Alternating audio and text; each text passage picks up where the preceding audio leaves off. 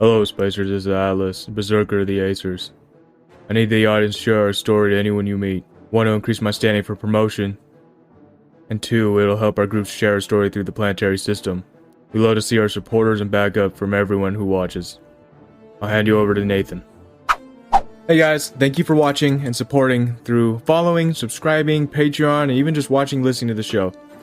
I hope you enjoy this episode, and make sure to leave any thoughts or questions in the comments. Until next time, Spacers, thank you.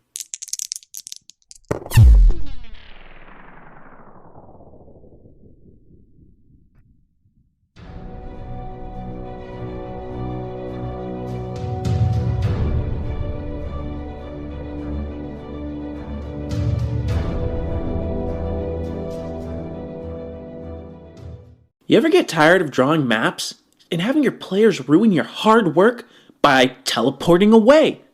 Or using Charm Creature to avoid that glorious boss battle set in that laboriously crayon-drawn map? Yeah, me too. Well, that's my problem no more. Starlight maps and battle mats are now sponsored by the beautiful artwork of Loki battle mats. From lavish palaces to cold alien caverns, they have a solution for everything.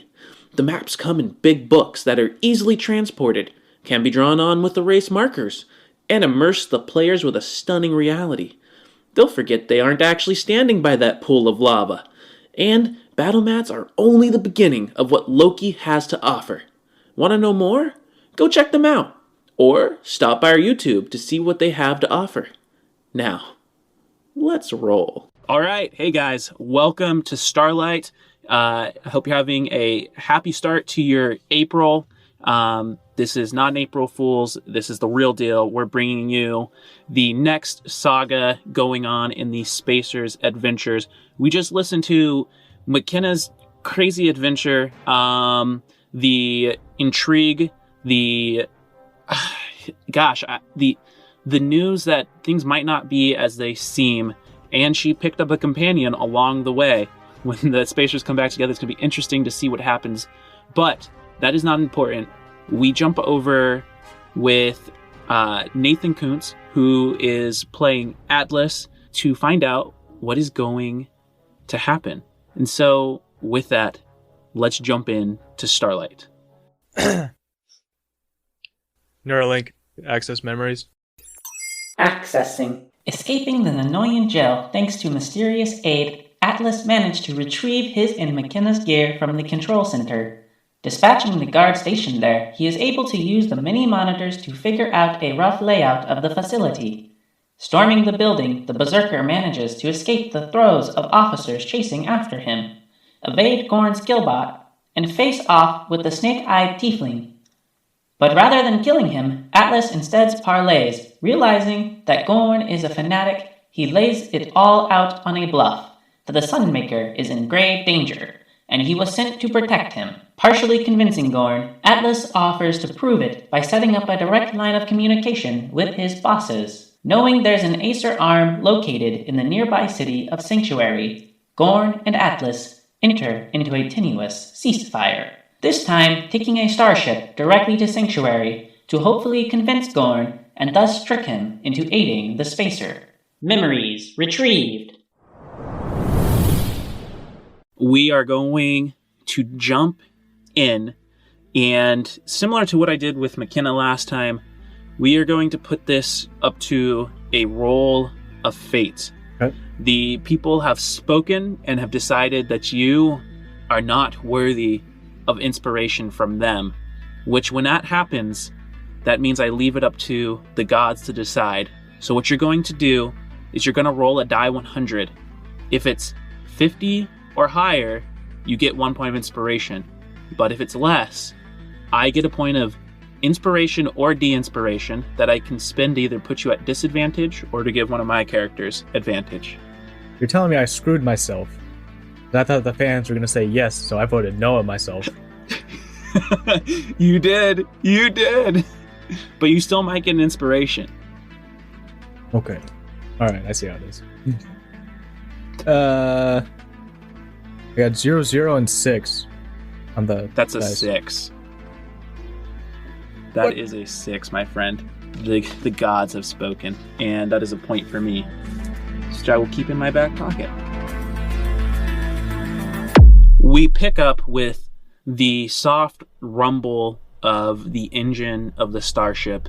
There is kind of like, the normal shaking of the cockpit glass. You hear all the mechanical implements, and there is a uneasy silence between you and Gorn. Gorn sits to your right, piloting the ship. There is a secondary pair of controls in front of you, where a co-pilot would sit, and the starship is not huge. It has 4 wings that kind of jut out, almost similar to like an X-wing, but it is a dull metallic silver that now flies over tumultuous waters. The night is beginning to grow to daylight as you leave Nanoy behind, and you then turn your attention forward in the direction that Sanctuary is.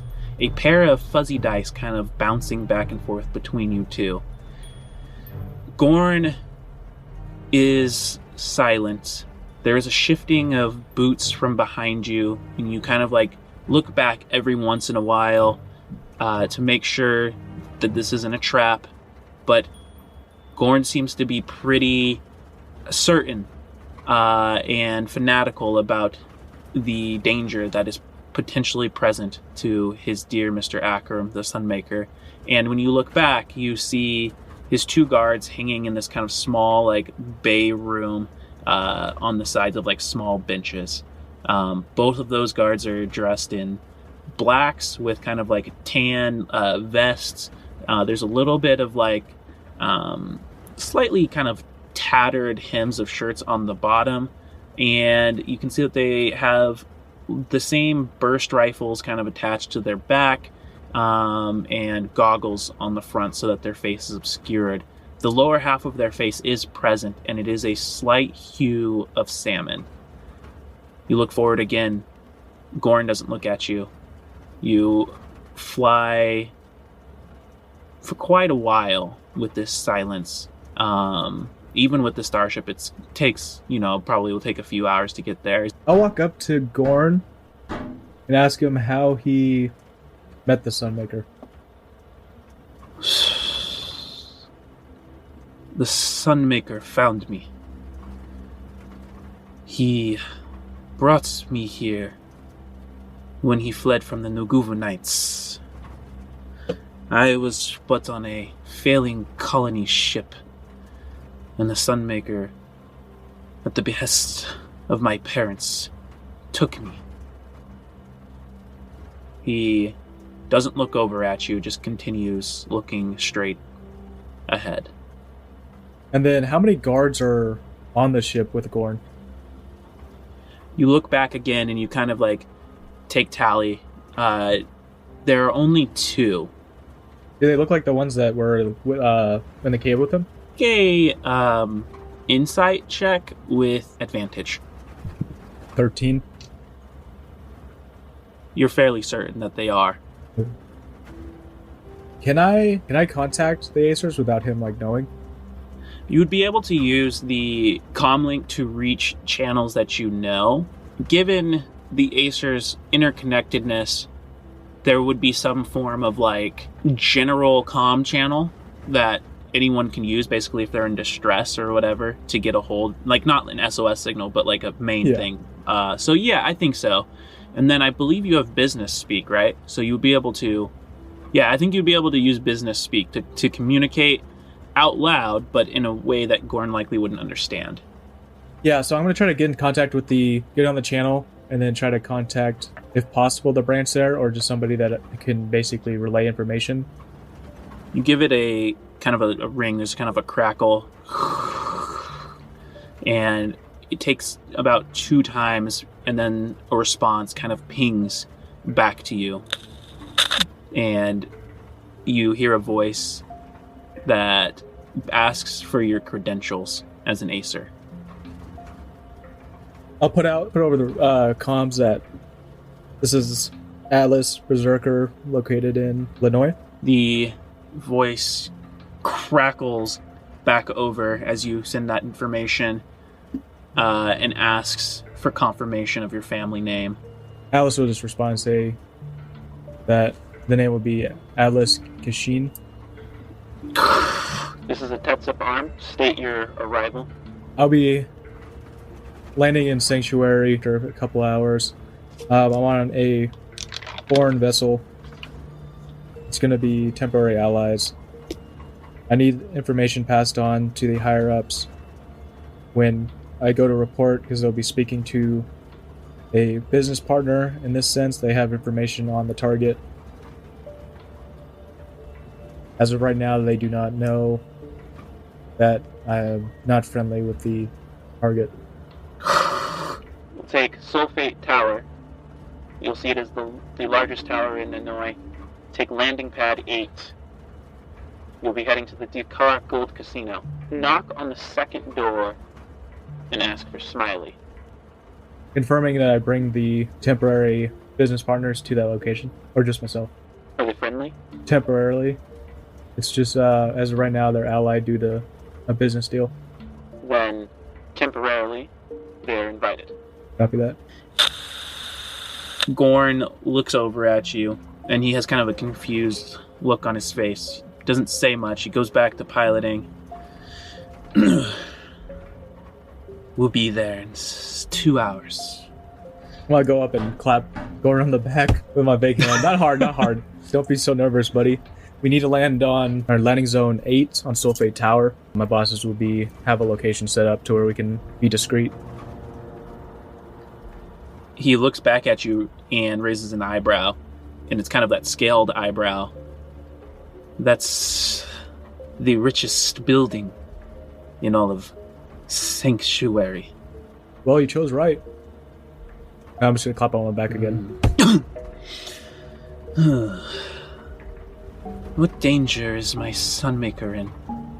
He's in enough danger to where we might actually need my boss's assistance rather than just myself. Go ahead and make a persuasion roll. 15. It's not part of his plan to die a second time. We need to hurry. And with that, he kind of pushes the stick forward, and you can hear the engine kind of like grow in power as you rocket across the ocean towards Sanctuary.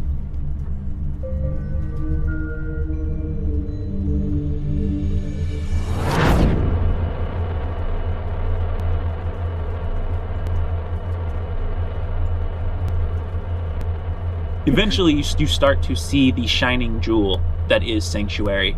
Not a big city, but a nice city on a land that is inhospitable to people. You see unlike Nanoi, where you have these kind of platforms built on these like wobbling thimble-like threads, like hundreds of them beneath the ground, kind of moving to the shape of the land. You see actual like similar tech to what's in Dragons that's causing this like city to float just probably about a half mile above the ground itself, and the buildings themselves rise up out of the platform but also jut below it. Eventually Gorn kind of starts to move, and he moves into like one of the various sky lanes where there's not much traffic at all, with it being early morning. There's a little bit of like kind of like tiredness and fatigue that sets in a little bit, but if you know anything especially about the Tetsup, hospitality is one of their greatest gifts. But Gorn starts to make his way towards the center of the city, passing neon lights, like lots of raving dance clubs as you start to come towards the center. And outside of that, the rest of the city sleeps. You see this tower that rises about 40 stories up, and then an additional 20 stories down. You see landing pads jutting off the side of the tower, and the tower itself gleams silver but has glass that's like obsidian, and then various ads run up and down the sides. There's a light rain again that starts to kind of like form, and you can, as you're starting to land onto landing pad 8, you get a view of the ground below, and you can see like one of the various earthquakes happening. But that's none of your concern. As the starship lands, you can hear the landing gears coming out, and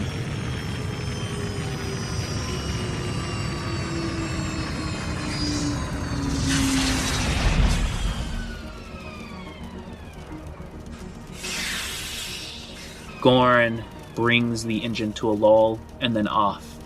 He looks over at you and says, "Where's your boss? This is landing pad 8. We should hurry." Yeah, no, we'll start heading over there. They're at Decor Gold Casino. "Then this way."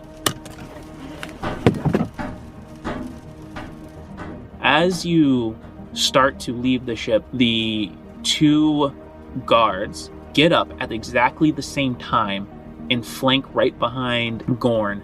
But it's like they both stand up and then turn on right angles and walk behind him as the landing pad door starts to open with a...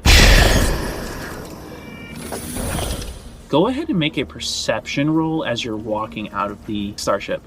14. You notice that there's some, like, things that are pretty commonplace in the starship, but you do notice a nicely stocked med bay wall, and you can see various kit supplies in there. I'll check it out real quick. I'll try to make it quick, though. I'm not going to do, like, a thorough check. Gorn is right behind you, and he stops as you start to open it. He kind of furrows his eyes. Gorn raises his hand and says, "Be my guest. The Sunmaker's in danger. Don't know what we will need." Inside the medbay kit, you find painkillers ×5. You find a med kit, and you find 2 spray fleshes. And the spray flesh is an actual canister that almost has kind of like a silly string type like opening, and you spray it into a wound, and it acts as a healing potion. So you get 2d4 plus 4 HP back, including it will reconnect lost arms and stuff like that. Okay. How many of those were there? Fingers, 2. 2? Okay. And then I'll go up to Gorn and start heading over to the casino. And you start to walk down the steps. You see that the platform is just a long platform, about 20 feet in length, and you can see red lights that kind of dot the sides of it, kind of pulsating, lighting the platform itself with this low kind of like red light district glow. But the rest of the platform is lit with this giant, almost like hollow screen that is jutting off of the front of the building. You look forward and you see what appears to be like a commercial or something like that, flashing with a giant crowd dancing, and there's beautiful women, beautiful men dancing in the center, and then that kind of flashes away to a pair of dice that kind of like tumble across the front of the screen. The dice kind of roll on a pair of ones, this like big red dot on the center of the dice, and then the screen zooms in on the dice, and then it bursts into like this like a shimmer of gold that goes about 15 feet off the front of the hollow image and forms into words that says, "Win big, the Duke Harp Gold Casino."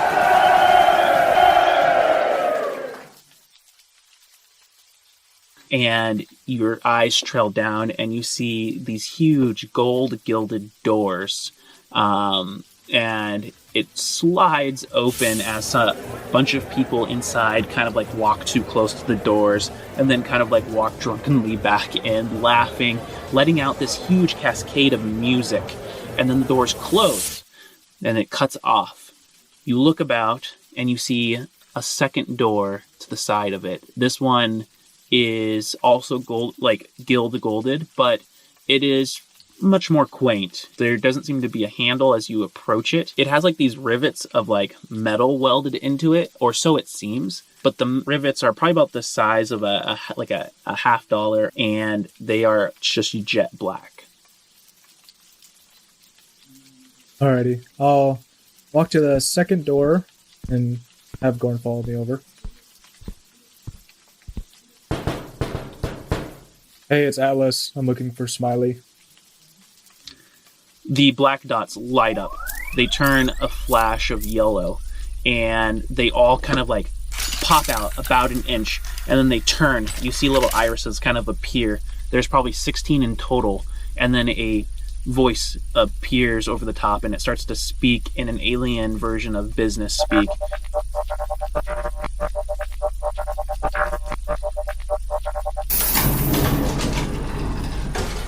And it slides inward and then opens, and you can feel this warm air kind of drift out.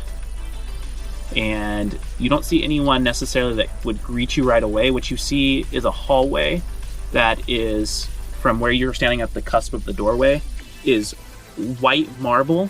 The sides of the walls come up to about hip height, and you can hear that music again. The side walls have like rows of green plants, and the walls themselves are gold.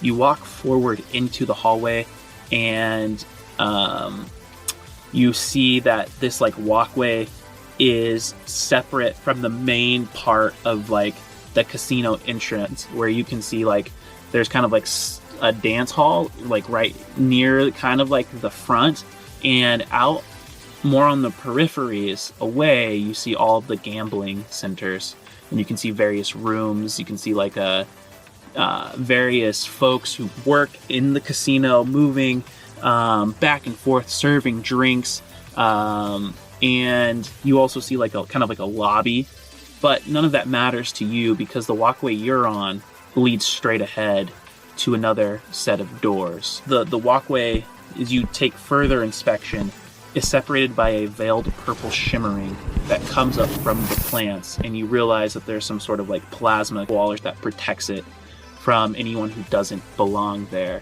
The second doors open up ahead, and you see a red-skinned tiefling, in the classic sense of a tiefling. She has two horns, kind of magenta hair, large lips, and friendly but hard eyes. She is dressed in a welcoming kind of dress that is a little bit more like a cocktail dress, but as she like starts making her way towards you, her heels echoing on the floor, it shifts in color. The one thing that you do notice is that running on the side of her neck is the tattoo of a laughing mask, and it is, as Acer tattoos do, just kind of like moving back and forth between like laughter and sorrow.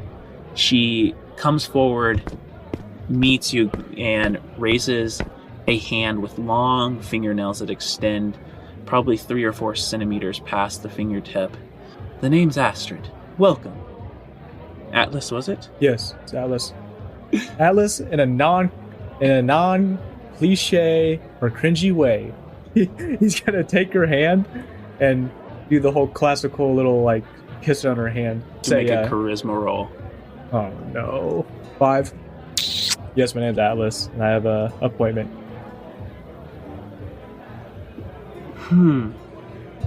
She shakes your hand and lets you kiss it. Smiles just a little bit, but it's hard to tell if the smile is laughing at you or if it's genuine. We at the Tatsup family do value hospitality and politeness. So Atlas, I'm charmed. And this is your esteemed guest, is it? The business partner? Yes, this is going to be my business partner for quite some time. Gorn, this is Astrid. Right? Did I say that right? Oh, yes, you got it. You're just right, with the right inflection, dear. Gorn looks at Astrid and says, "Are you the boss?" "Oh, no. No, you have an appointment. But you unfortunately came at a terrible hour. So, the boss is sleeping." Gorn then cuts in and says, "He can't sleep. There's danger, and we need to get..." "I understand. But a few hours with you having rested and a few hours with the boss having rested isn't going to change anything. Only so much that you can change in a short amount of time. So we do this with clear heads on our shoulders. How would that sound to you, Atlas? A room, some time to get cleaned up, and right in the morning, a meeting with the boss. Yeah, that works for me. Plus, and he looks over to Gorn. Say, you look worn out, and honestly, it's a different... Talking to the bosses here is going to be slightly different from talking to my direct head of my family. So you probably want to get all your P's and Q's lined up. Because without their help, you probably can't protect the Sunmaker. Make one last persuasion roll. Okay. 19. First thing in the morning, then. First thing in the morning. Now, if you gentlemen will, please come this way. And she turns curtly and starts walking towards the doors at the end. Gorn looks at you, waiting to see what your move is. Alice is just going to follow Astrid.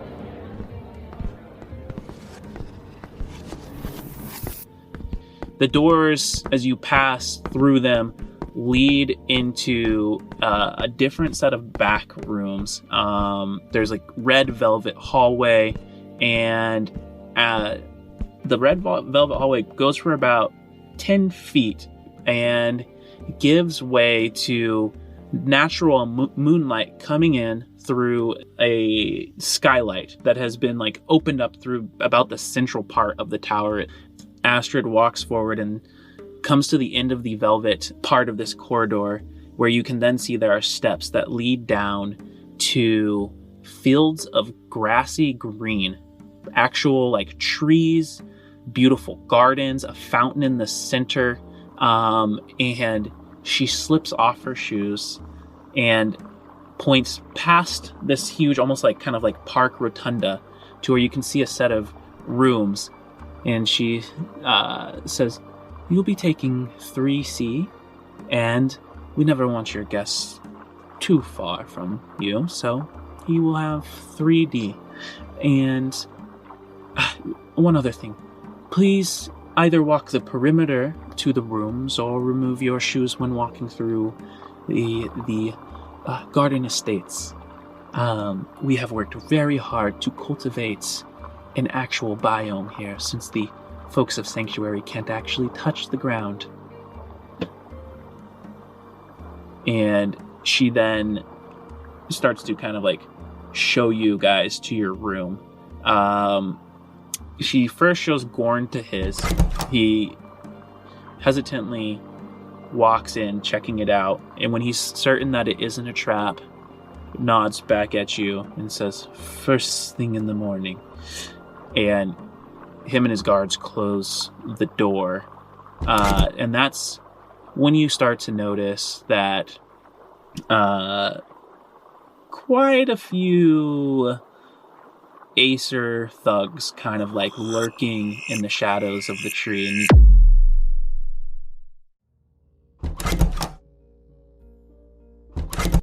Astrid closes the door behind both of you, and she says, "Oh yeah. You'll have no worries of anyone overhearing anything here, so we can talk at length here. Your business partner, I assume, is not a business partner, and I gather that there is more to this request than meets the eye. I only ask because I am the one who will have to brief the boss and his second in charge, Smiley." Yes, as of right now, I'm assuming that you've been briefed on what my actual mission is. And as of right now, Gorn has a lot of power and connections inside of Lanoy. Obviously nothing compared to, obviously, you guys, of course, but he has access to information about the Sunmaker. So as of right now, I'm just using him so I can get closer to the Sunmaker and kind of accelerate the mission itself. Well, then I have an additional question to ask. Do you wish to have a meeting with the boss with Gorn present? Or would you like two meetings, one without Gorn and one with Gorn? I prefer having two. One just kind of to get updates on kind of what's going on with the families, and also to give my brief on how my mission's going so far. They put my report in. That is fine. We have a long-standing relationship with your family, although not perfect at times.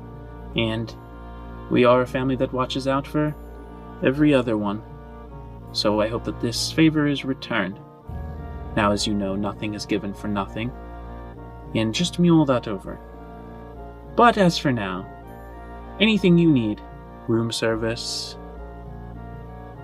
food, perhaps you would like to go gamble, the tables are open, women, they are all at your disposal. But I will say, the boss has a meeting at 7:30. She looks down at her watch. So his next opening will be at 8:30. That gives you 4 hours. She smiles, and you can see sharp, like canine filed teeth. And there's kind of a barbed tail that kind of like writhes back and forth. And she goes, so, as usual, you can reach out to me. She kind of points over to like a button on the wall. Just ask for Astrid. We endeavor to make our guests comfortable. Anything else, ask for, it will be provided, free of charge. And with that, she makes her way out of the room.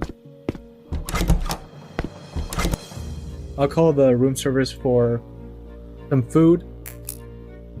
Alice actually is going to kind of like in his military days, he's just going to start like working out like a prison style in like the room or whatever. Mm-hmm. And just kind of like go over kind of everything that's happened and all the details for like what's to come next.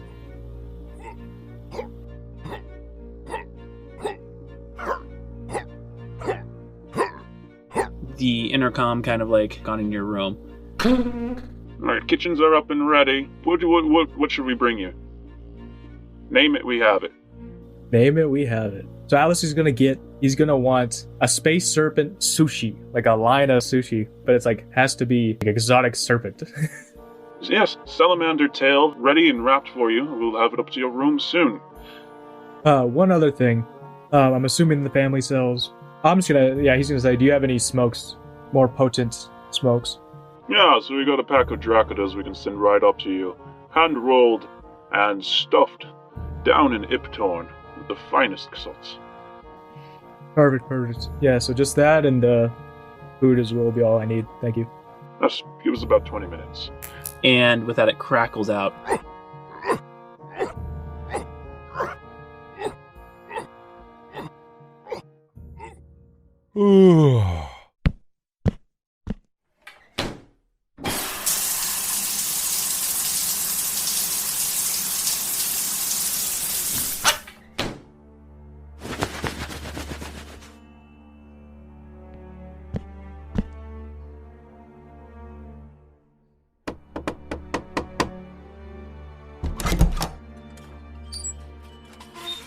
Your food comes, you take that, and the plate is honestly the size of a shelf, and it's just lined with like a little bit of green on the side, a little bit of like kind of like this purplish rice, and then it is this like seaweed wrapped salamander tail, and when you go to bite into it, the meat itself is succulent, but it has this almost like acidy fire sting that will like kind of like makes the tip of your tongue go numb just a little bit.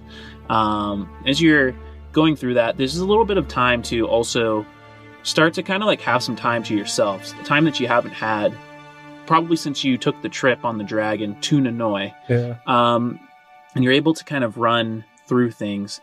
One of the things you see on your personal comm link is a message from Guinevere Watson. What's she have to say? Atlas, just calling to check in.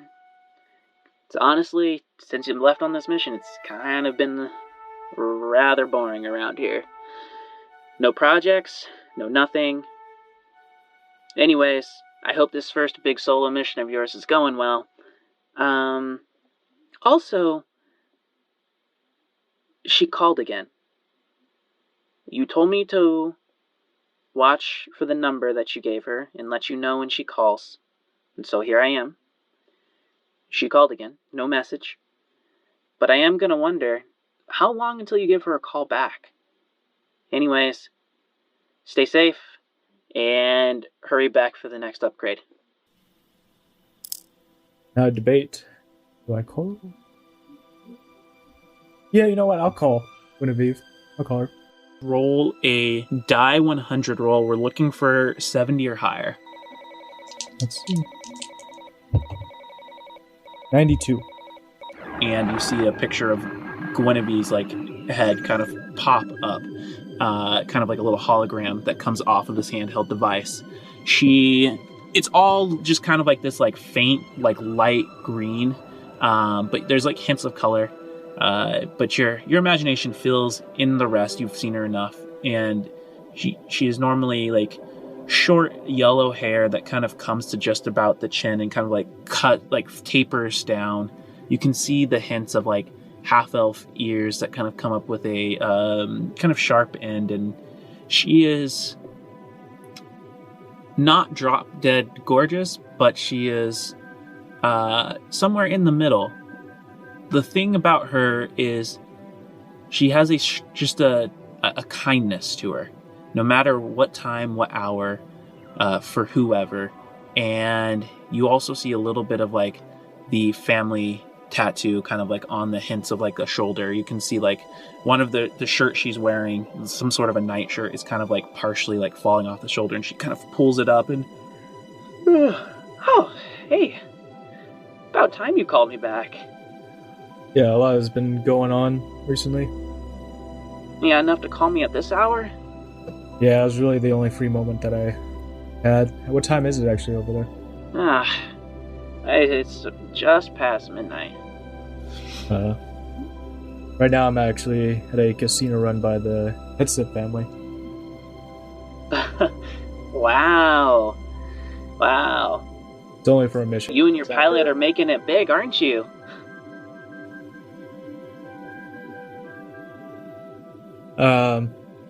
So there's some bad news with actually my pilot, and during the time that we had when we visited the prison, yeah, they basically that she didn't make it during that mission.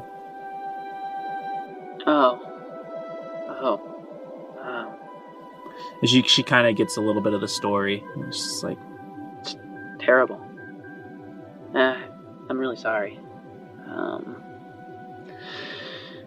I know that's a lot for you, and I'm sure you're probably playing it off, and you two have kind of had like a bit of a rapport, so she knows you a little bit more on like a deeper level. Guinevere brushes a little bit of hair out of her face, and she says, well, you found a way to move on, huh? And so I guess that's something. But, well, we can focus on the bright side. 6 runs, right? Anyways, you're probably calling me back about that message, but selfishly, I haven't really had very many projects, so I would like to know how your upgrades are holding up. Have you got the chance to kind of use that, change, bring out a little bit of like that inner, just, gosh, I haven't even come up with a name for it. I'm thinking beast something. Anyways, you've been able to use that? Yeah, it actually saved my skin not too long ago. And one of the, well, couple of the fights that I was involved in. I knew it would. Well, I mean, I got a few more. You just gotta hurry up and finish up whatever the heck that they put you up to. And she has no insight into exactly what your mission is. When you get back, I have upgrades that are going to just be bonkers. I look forward to them. But you know how the Kashin are. We have to have the missions come first. Yeah, that's true. Go ahead and make an insight roll. Okay. It'll be 18 plus 2, 20. You see that there's something that's bothering her about that when you say the Kashin.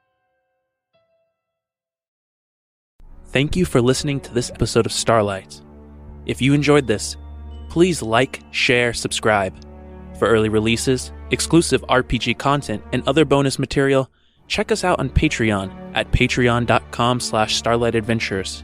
And to reach us for questions to be aired, email us at thestarlightadventures@gmail.com. See you next Tuesday, Spacers.